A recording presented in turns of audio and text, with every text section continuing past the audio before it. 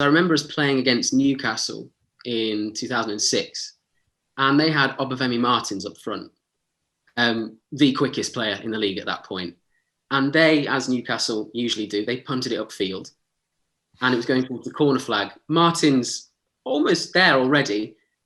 Mr. Kenny decides the best course of action is to go in a foot race with Obafemi Martins to the corner flag. Obviously doesn't get there. I don't think we conceded, but when I saw that, I thought, that's my goalkeeper. That's the ambitions there, the drive. It might not reach it, but the drive's there. This is the Sheff United Way podcast with Ingood Nick and Hal Stewart. Lads, welcome back to another video. This time, it's not just myself and the wonderful Ingood Nick, but we've also got David Taylor, who's the editor of Dem Blades Fanzine. David, how are we doing? Very well, thank you. Very well. Bit better than the squad at the moment, but okay. Yeah, it's good to have you on because I have every single copy of Dem Blades since it first started. But for those not familiar, please tell us all about it.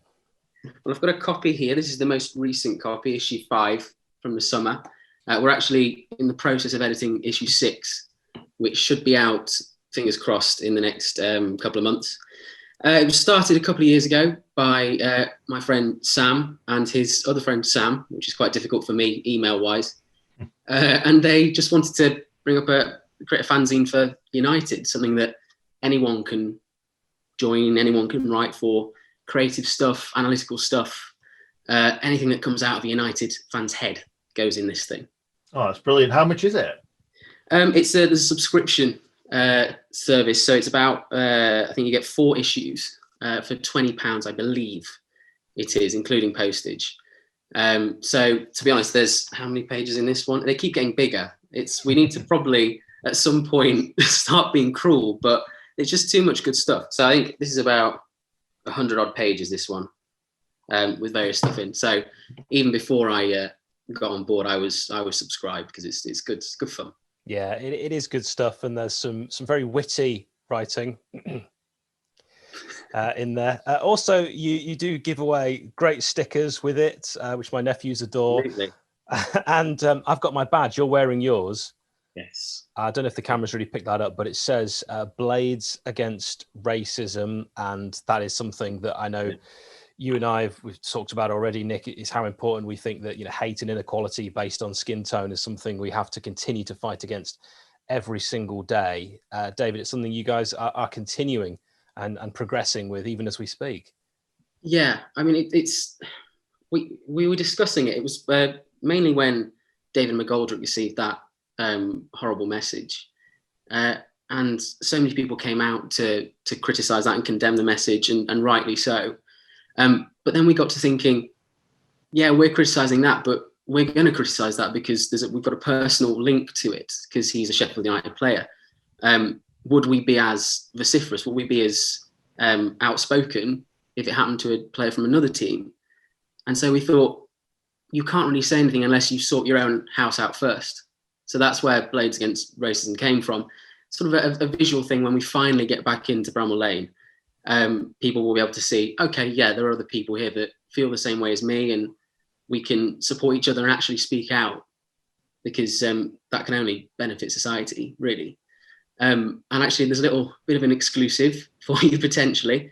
There's also Owls Against Racists with the other side of the city, and it looks like we're going to be collaborating with them in the next couple of months to do a more city-wide thing, because as much as we're not the best of friends, it's only good for the city if the 2 biggest teams in the city can get together and work something out with that.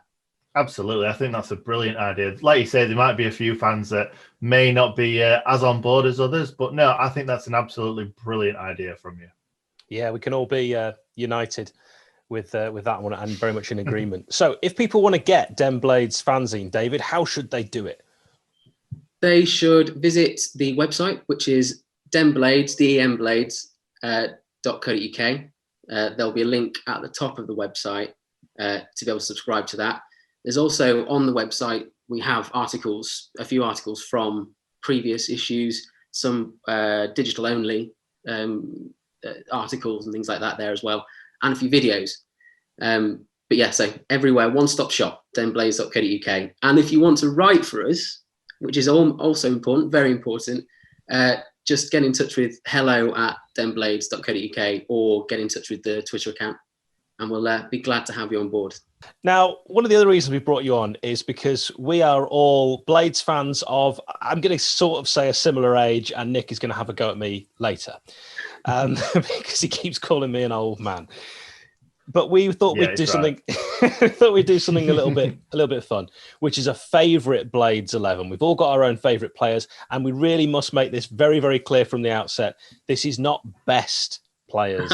This is our favourites, so we can't be wrong.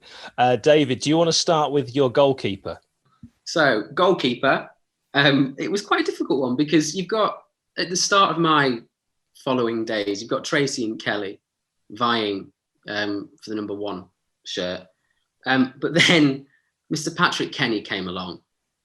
And the only reason I'm picking him, the one reason I'm picking him, is because I remember us playing against Newcastle in 2006.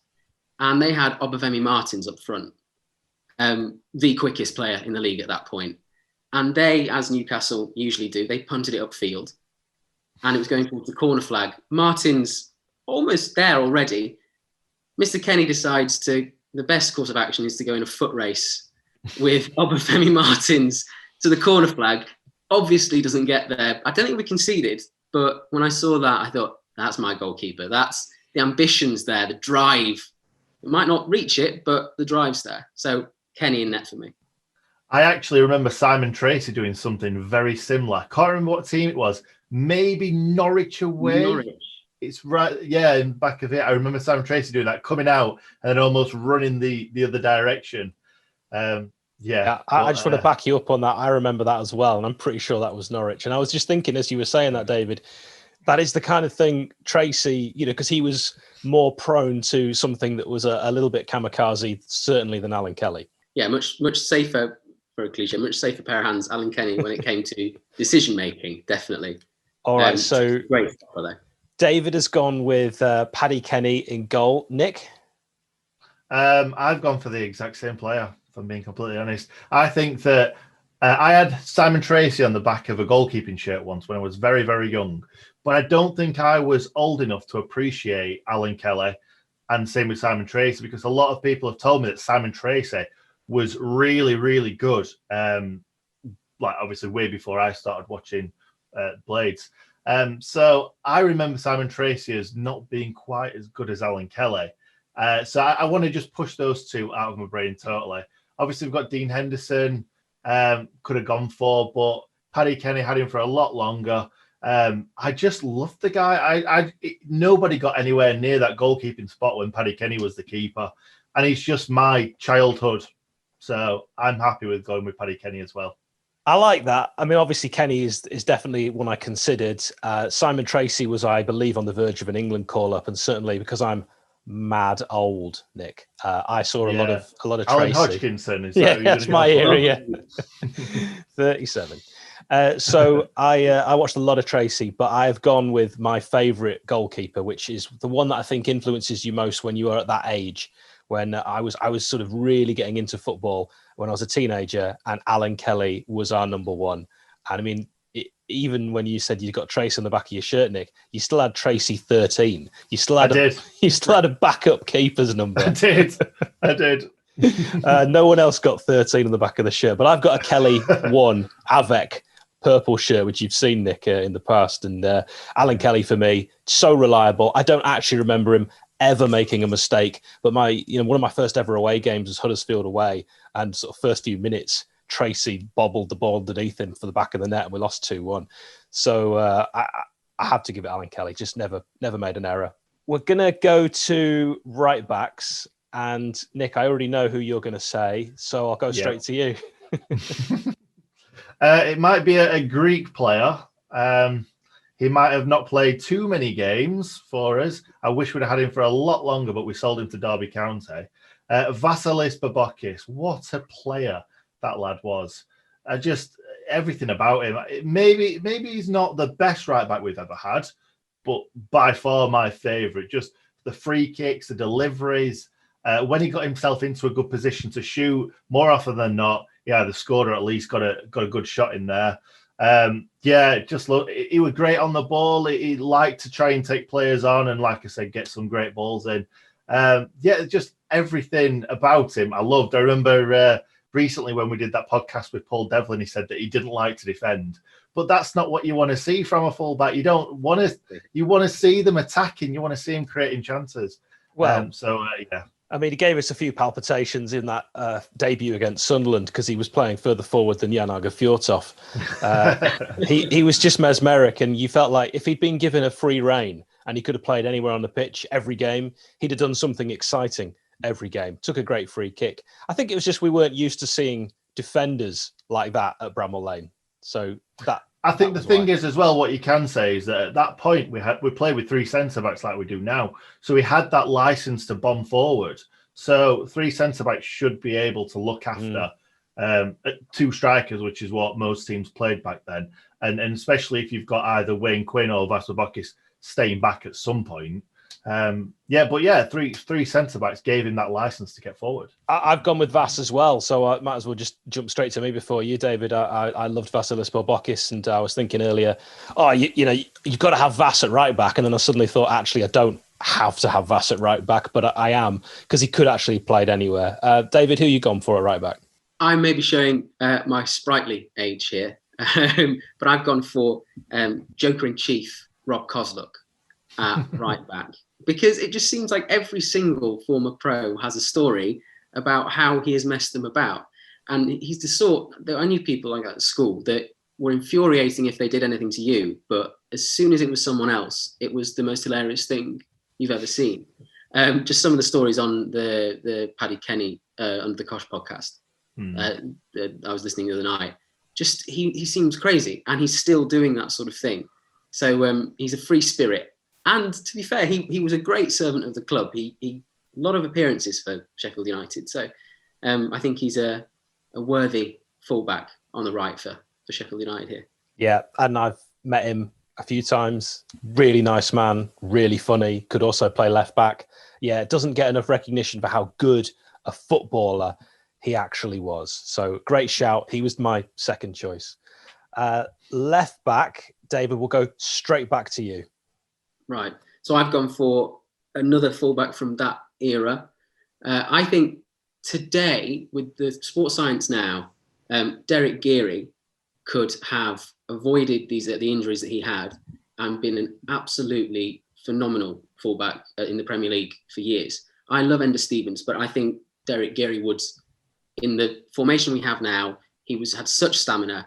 He was a dynamo on the left, and I just really enjoyed watching him go at defences. I think it was Ashley Cole said he's one of the best fullbacks he played against, which shows you something.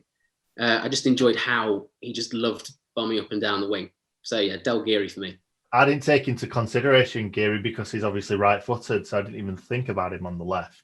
But he did in that Premier League season. We had players switching kind of fullbacks, didn't we? Wherever we could. But for Geary, the Wednesday fans wrote him off. They were like, he's a crock. He'll never amount to anything. I think he went to Stockport after Wednesday, and then he came to us. So I think nobody expected him to reach the heights that he did. And obviously him and Koze both played in the Premier League for us, and you wouldn't have thought it. No, and they didn't look out of place, did they?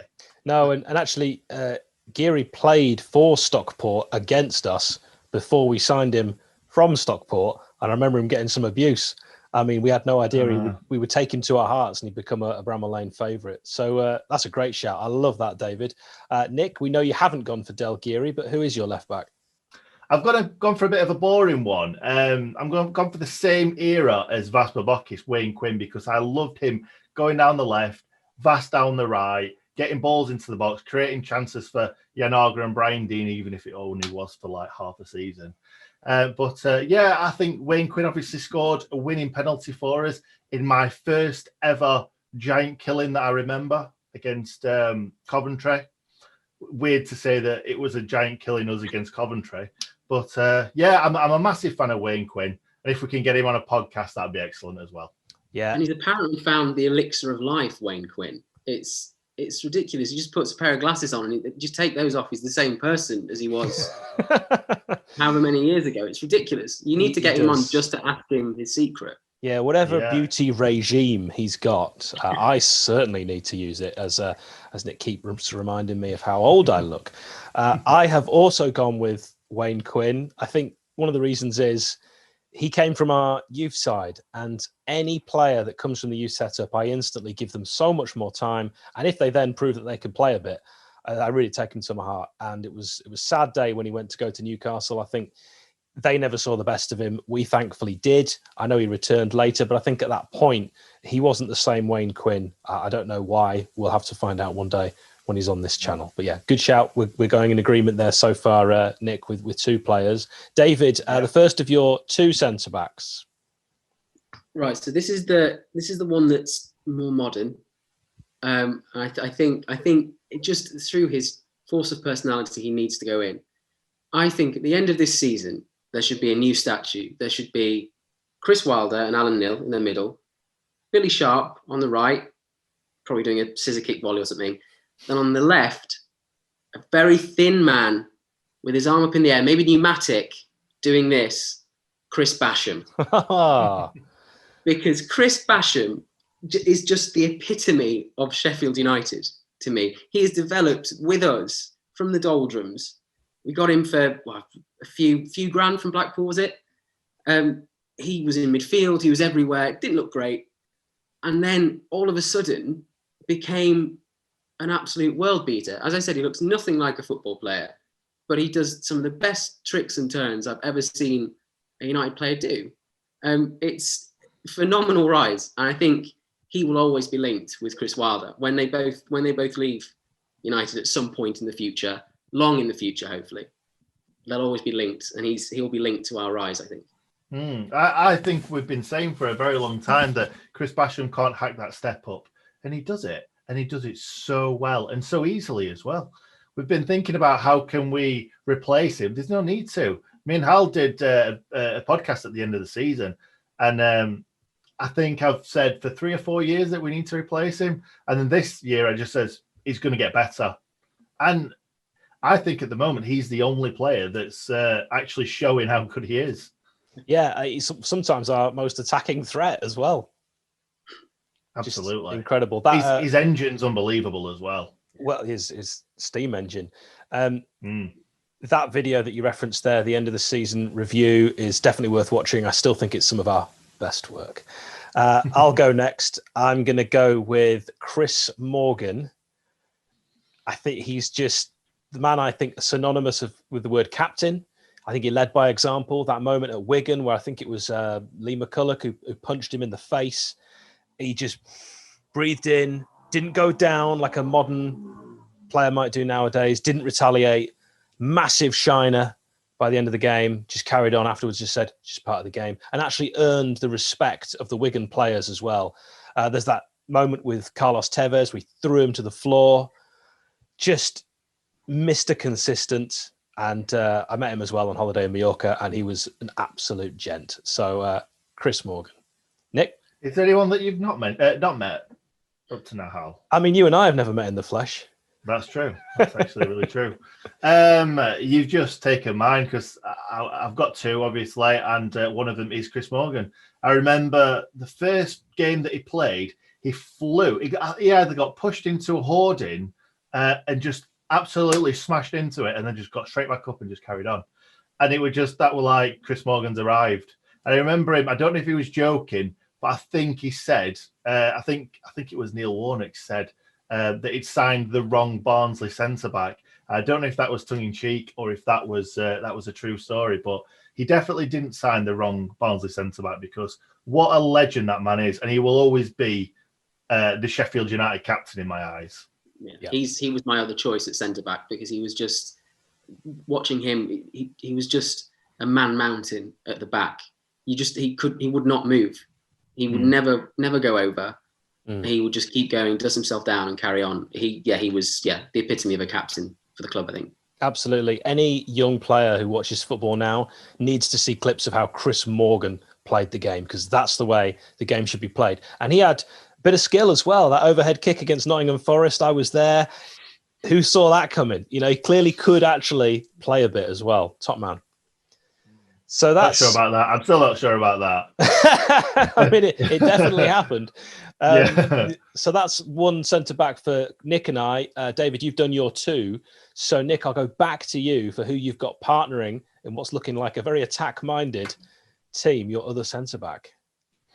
Well, I'm going for a player that's played many positions for Sheffield United. That's the first clue. The second clue is he still plays for Sheffield United. Maybe not as good as he was the first time. And obviously, it's Phil Jagielka. Absolutely loved the guy. And when I played football for Middlewood, I got handed the number 17 shirt. I was devastated about it. And then Phil Jagielka rose through the ranks, number 17, and I was like, yes. And it kind of like the number made me want him to be good. And then obviously got better and better. Started at right back, was brilliant at right back. Then came in, I think he started in centre midfield, didn't he? Mm-hmm. And then got moved to right back, centre back. He's played everywhere. Wherever he plays, he's excellent. I kind of didn't want him to come back in a way because we've had so many James Beattie, Marcus Ben, all these players that come back, and you just kind of want to be like, I want to remember him as that player, and that's definitely the player that I'm putting in my team right now. Yeah, I've got Phil Jagielka as well, and you know, I can't really dispute any of that. I remember when we'd just been beaten by Wednesday at Hillsborough, we'd absolutely outplayed them as we always do, but we'd lost, and we went to Norwich away. We weren't expecting much, and Warnock played Jags at centre back for the first time. We're all there on the terraces saying he's lost the plot. You know, we were 3-0 up with Ife Yonora being sent off after like a few minutes. We improved without Ife Yonora, surprisingly.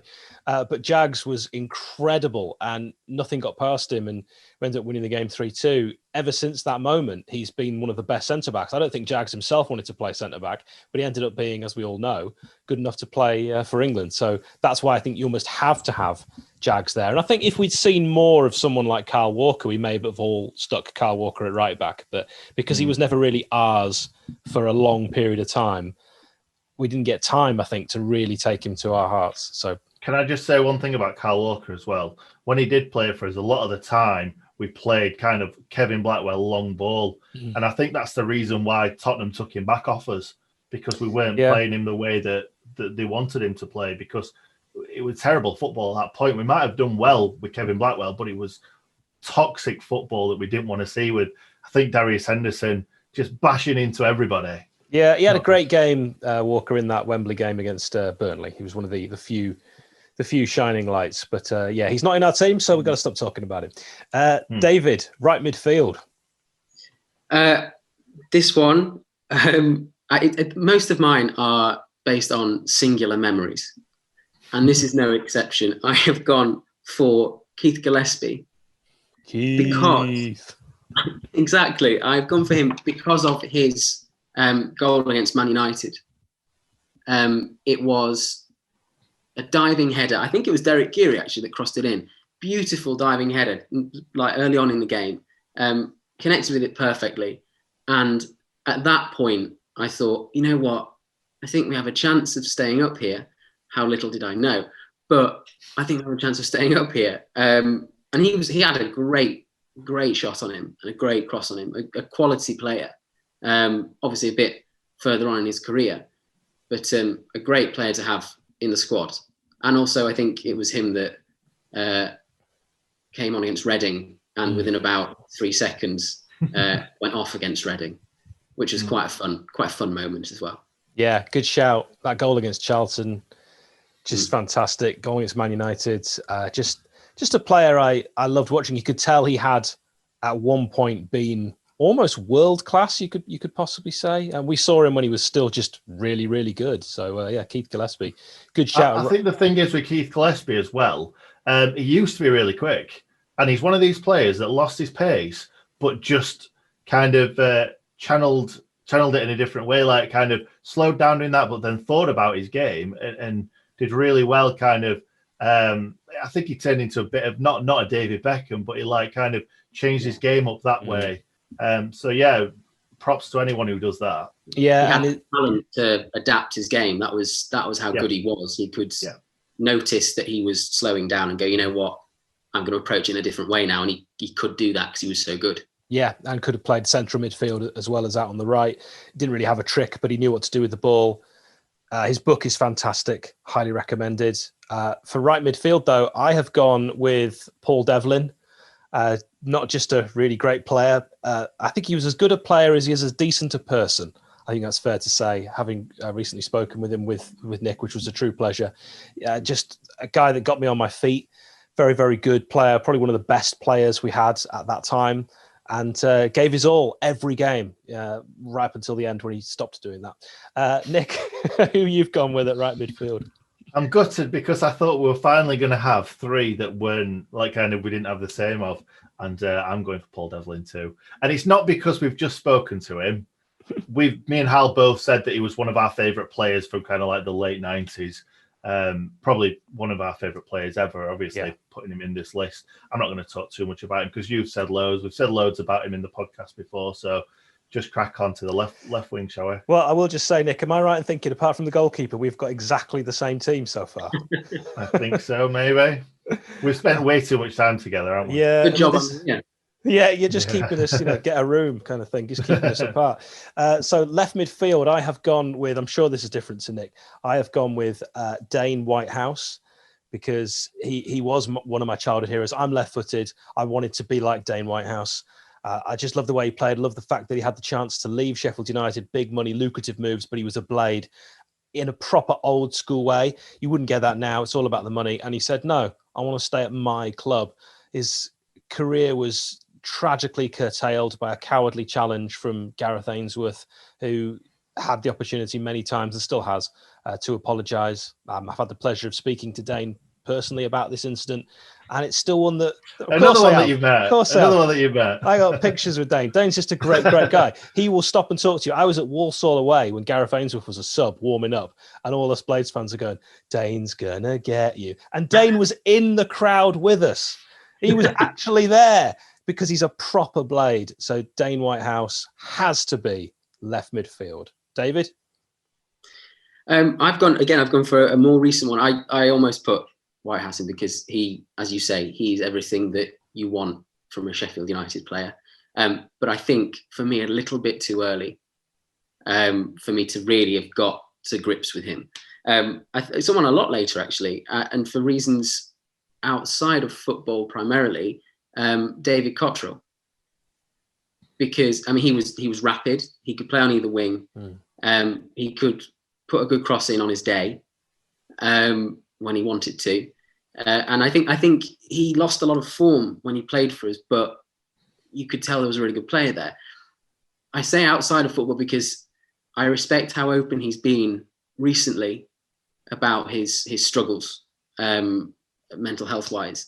And I think it's important that footballers, especially sportsmen, come out and are frank about that, because it can only serve to improve conversation between people who might not necessarily talk about that. I agree with that. Just in case you don't know, David Cottrell's middle name is George Best. Yes. What?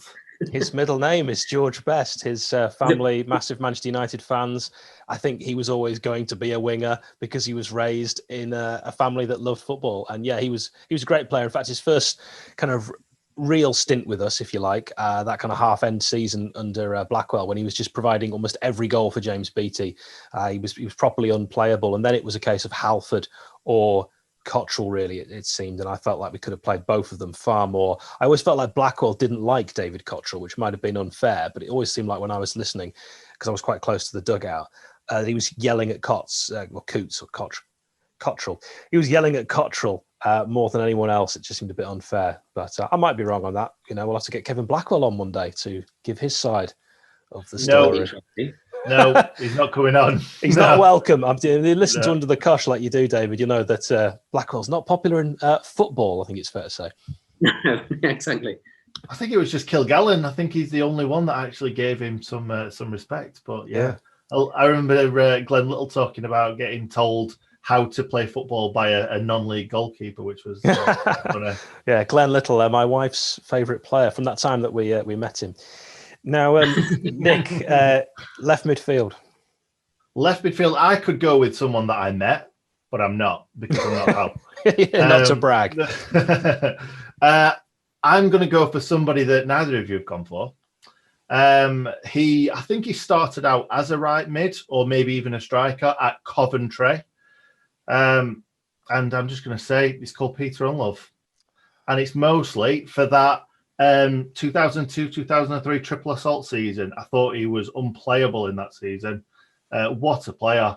And scored loads of goals, scored that last-minute winner against Leeds. Mm-hmm. He just scored lots of goals, and I just really liked him. I've not really got anything else to say. Well, I agree with that. And I used to wear gloves with short sleeves just because Nuddy did. But what I would say is I'm the only one who's chosen an actual left winger. So both of your choices are null and void. Was Dane Whitehouse not a left back at some point? It was. All right, fine. David, have you got any final thoughts on Unlove? He was very, very close to being my choice. I loved watching him. He made, as you say, he made it almost acceptable to wear gloves with a short sleeve shirt.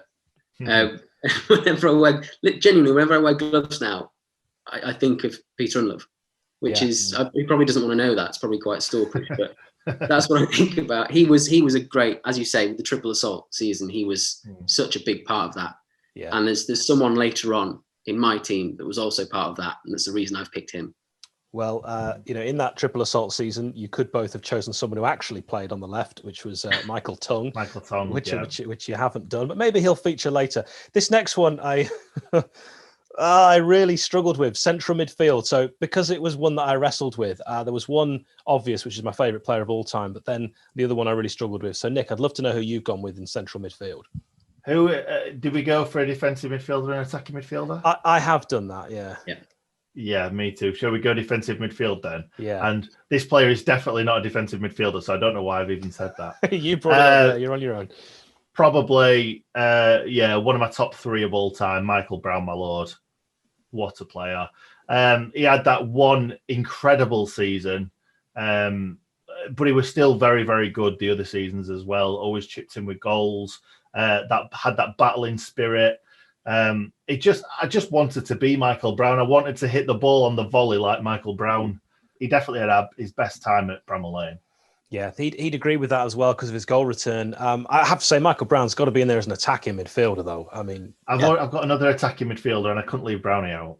All right. Well, I mean, you're the one who insisted on a defensive and attacking because I'm not fussed. Well, I can change the rules when I want, though. Yeah, it's your rules, and you've just changed them despite you setting them.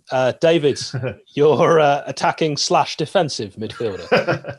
Well, I mean, I went for Brown in his actual position where he played in attacking midfield. Shots fired. I actually thought when he went back a bit, when he moved on and actually went back in midfield a little bit, he wasn't as good. He didn't find the form because he was much more of a attack-minded player, and then he's being asked to play a defensive role, and so he just starts fouling everybody.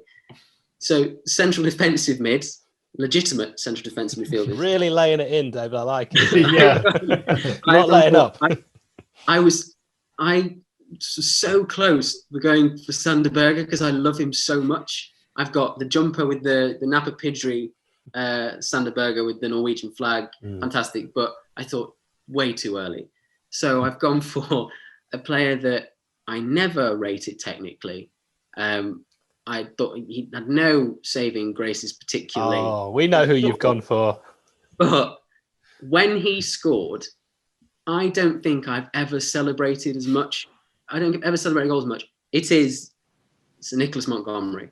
He was he just was such a good servant. He was never, I don't think I ever saw him play full 90 minutes where I thought, oh, that's a good game. But he always did something in the game that you'd stand up and you'd clap and you're like, that's a great tackle, Monty, or that's a great cross, Monty. And he was exactly what we needed in that role. After McCall, him coming in, perfect. I saw him score at Leeds, which of course is where he's from, in that wonderful win Neil Warnock's side, where Danny Webber made his debut. I don't think I've ever been as happy for a player as when Monty scored. So that's a great shout, David, and a proper defensive midfielder. The best moment from Monty for me, Newcastle away in the Premier League, where he turned Emre, a Turkish international, inside out and put in a pinpoint cross for Super Danny Webber, one of my favourite ever away games. I have gone with a man who, when he was at it and when he could be bothered, he was the best defensive midfielder, which of course is what we're doing, that I think we've ever seen for Sheffield United in our time. And of course, there'll be people watching this saying we've missed out Curry and Woodward and Len Badger and Colquhoun. That's because we weren't alive during their time and we've only heard tale. So very sorry we haven't included them. Start your own channel. I would say Curtis Woodhouse. Nice. And I think I've already said, just, that battling spirit, threw himself everywhere. And like I said, when he wanted it, when he was up for it, he was brilliant. He was unplayable at times. Really, really good. And if he wants to come on a podcast, he definitely can do. Yeah, this has become quite an advert, this podcast, for a fanzine and for future guests. So attacking midfield, well, we'll stick with you, David, because we just had your thoughts on defensive midfield, and you're playing by the rules. So AMC. I've gone for. It was close between two. I have gone for Michael Brown. I just think that one season he was far and away the best player. I think in the league that season. He was everything he touched turned to gold. It was a fantastic season, very memorable, and that goal against them lot was one of the most technically brilliant goals I've seen. Just so pure, the connection. So that memory alone, let alone all the other stuff he's done for us, all the things he achieved, that's enough for him to be in my team. Yeah, Nick. Okay, I'll go for another attacking midfielder, and I've got to go for, again, probably my top three of all time, Mr. Mark Duffy. Oh, I love Mark Duffy so much. I just, every single time Chris Wilder brought in another attacking midfielder, he just put him to the sword and he was like, no, this is my position. You're not coming in. Even though Wilder let him in, he was like, nope, I'm getting back in. Don't worry about that. And I just felt like he made the game tick. He made everything tick for us. When he didn't play, we didn't play. And everything about him, I loved the Hillsborough moment. Like, just, if he didn't create that assist, he created the assist of the assist. Everything about him, I just loved watching him play football. That's it. Brilliantly said. I mean, I'm sure we were all thinking of players that have scored against the Pigs. You mentioned Brown and Duffy, memorable goals. Still, no one's going to pick Bobby Ford in midfield, despite him scoring against Wednesday. I believe a penalty. So I'm actually going with Mark Duffy as well, Nick. Just not that we're all picking exactly the same players. It's been very similar. But yeah, for exactly the same reasons that you said, and just such a shame that he left under the sort of cloud that he did, because it wasn't fitting for a player of Mark Duffy's genius to have left in that manner. And I think one day it'll all come out in the wash. But a real shame and a bit of a blot on the copybook. Well, I will say, before we move on to strikers, I haven't actually mentioned Mitch Ward. I probably should. Have you met him? Yes, I've met him. I sponsored him when he played for York. Nice. Yeah, because he played for York for a bit, number 4. I've got his shirt signed. Really great man and one of my favourite players. He was probably one of the main reasons I got into football, just because he was just so good in that first real season I got into watching the Blades. He took like every penalty. He was all over the pitch. He was a proper Blade as well. Really loved it when we scored, celebrated like us fans. So a lot of time for Mitch Ward. Wish he'd never left. He was sold on my 15th birthday. Strikers. I think we're all going to be in agreement with one of these strikers. Nick, who have you gone with? I don't think so. Because I think you're talking about someone who still plays for the club, right? I'm actually talking about a legend that I think we'd all have chosen. Oh, no. You're going to get some comment hate. Well, I've gone for. I'll. Which one do I go for first? I don't know if these two would play well up front together, but I won't give you them both right now. The first one is a Norwegian striker that just oozed class, oozed elegance, and had the best celebration, the most memorable celebration that's anyone that's ever played for Sheffield United, and that is Mr. Jan Fjortoft. And he loves swearing on a podcast as well. I've never seen so much swearing from an ex-player than on that Sheffield United podcast. But I think it's the time I supported Sheffield United as well. I just got into watching the Blades and just really, really enjoyed how he played football. Quite similar to Mark Duffy in a way, but obviously not the same player. Just really, really enjoyed how he played the game of football. Yeah. As soon as you said Norwegian, I didn't think you were going to go with Eric Ton, but Fjortoft, just fun. His best sort of goal return, as in goals per game ratio, was at Sheffield United. The fact that he celebrated in the way he did, looked like he just loved the game so much, made him really easy to like. And it happens to be really helpful that he's also a lovely chap away from the pitch. As I've got from podcasts, I haven't met him. Okay, that's okay. David, your striker, first one. I'm gonna use the glasses move to be more authoritative. It is Dr. Wayne Anthony Allison. Chief.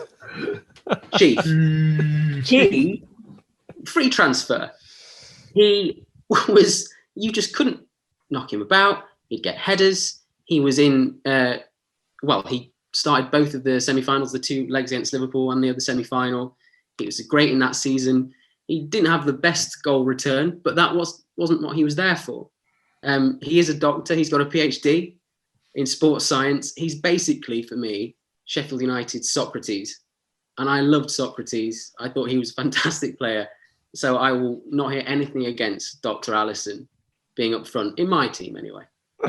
I love it. I was at Crystal Palace away, travelling in the Blades fans away coach. He actually got bricked afterwards. It was a very long trip back, very cold Tuesday night.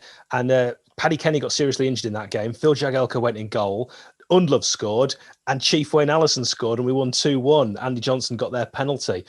Just a great away day. And I love Chief Wayne Allison from that moment onwards. So very, very happy with that pick. As we said, it's favourite, not best. Nick? Another one that scored against Sheffield Wednesday as well. Yes, I'm now trying to remember that, but it was the same game as Michael Brown. He kind of stumbled it in the back of the net. Yeah, loved the Chief. So yeah, very, very happy with that choice. I'm going to be interested to see what your next one is. I've gone with Brian Dean because it's Brian Dean. So we move straight on. Nick, your next striker. Well, it's not Brian Dean, and I think that's what you were aiming. I just can't believe we haven't all gone with Dino, but maybe David has. I'll tell you the reason why I ain't gone with Brian Dean is because the first time that he was with us, I don't remember. The second time he was with us, we only had him for half a season, and I liked Jan Fjortoft better. I thought he was a brilliant player, don't get me wrong, I thought he was great.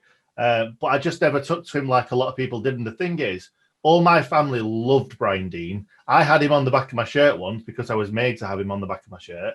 But I think sometimes when you're a kid and your dad or I've got two sisters and both of them love Brian Dean. It was like, everybody loved this one guy. I'm like, I want to like someone else. Do you know what I mean? Yeah, I get that. You're a contrarian. I respect that. Yeah, I never really took to him as much as everybody else did. And then obviously the third time he came back. Yeah, we'll move on. So yeah, the one that I've gone for is Mr. James Beattie.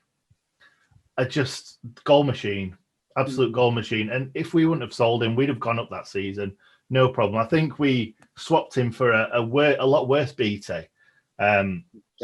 And yeah, I won't. Don't worry. Still too soon. But yeah, it just shows that. Same with the Ched Evans thing. If you lose your focal point, you just lose everything. And we just weren't the same team without James Beattie. And I just loved the guy because he scored. Every time he walked onto that pitch, I felt like he scored. A lot of them may have been penalties. I remember him taking a really nice free kick that didn't go in, but I always remember it at Bramall Lane where I can't remember exactly how it happened, but he whipped it round the wall into the bottom corner. Scored some free kicks. Another one that he scored against Wednesday at Bramall Lane to make it 2-2, get us out of jail a little bit. But I just felt like every time he needed to step up and score as a goal, he did. And that's the reason why I loved him. Well, until the Prince, praise be his name, took over the club, We always seem to have owners that were very short-sighted, and you've mentioned there just a few players that were examples of selling when actually if we'd kept hold of them, we'd have ended up making more money because we'd have been promoted to a higher division, but selling when they were at their peak or their prime, just very, very short-sighted. David, please tell me you have gone with Brian Deane. Well, I knew someone else was going to go for Brian Deane because he's Brian Deane. And I wrote an ode to him and to Tony Garner as well in one of the fanzines, and that will be up on the website at some point, I'm sure. It's worth mentioning this fanzine isn't just fans, because wasn't Tony Garner actually in the fanzine? The Garner ant, yeah, that's it. Yeah. answering questions from fans to try and solve their problems and queries. So yeah, Deane, obviously incredible player, and I remember when he came back for his third stint and he came on, the shouts of Dino around the ground would make your hair stand on end. It was fantastic.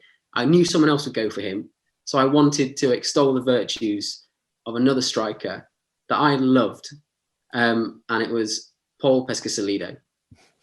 I was going to guess that. When you said Wayne Ellison, I'm like, he can't go for Pes, surely. I've got to say, I think there's more goals in Nick's fullbacks that he's gone with than your two strikers, Steve. The one reason, oh my God, yeah. Oh my God.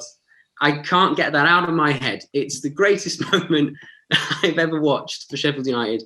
Fantastic. And he proved that short people can play up front. Before Messi came along, before all these shorter players with lower sense of gravity, he was there and he was super sub. And I was always little pesky up front when I was younger. Nice. As a shorter gentleman myself, I'm definitely going to go along with that.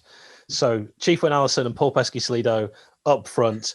I don't think I need to clarify that this is favourite, not best.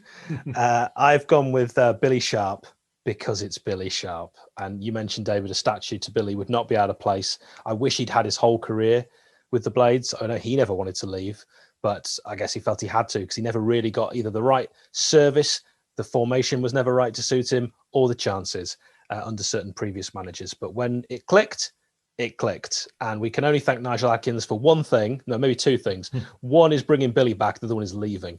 So Billy Sharp, I salute you, sir. You have given me many a happy memory, and I think Bournemouth away will live so long in a memory of just unadulterated joy. Love it. Manager, yes. Who are we going to go for? I mean, I wonder who that could be. It's got. Actually, if we don't, let's just not talk about Chris Wilder, because obviously we'll all pick Chris Wilder. Who else would you pick? Favorite manager, not necessarily best. Favorite. If it's not Chris Wilder, then Blades fans will expect you to say Dave Bassett or Neil Warnock as your favorite manager.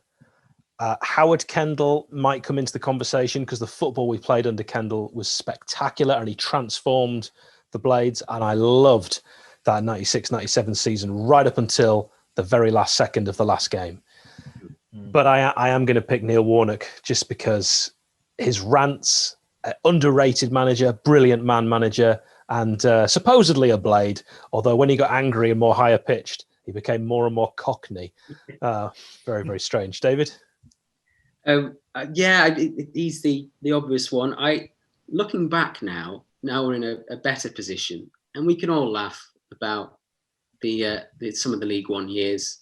I quite enjoy remembering some of the chaos of the Adkins era, but one person you wouldn't be saying, Davy Weir, his interview when he's the most defeated looking individual I think I've ever seen on a football interview.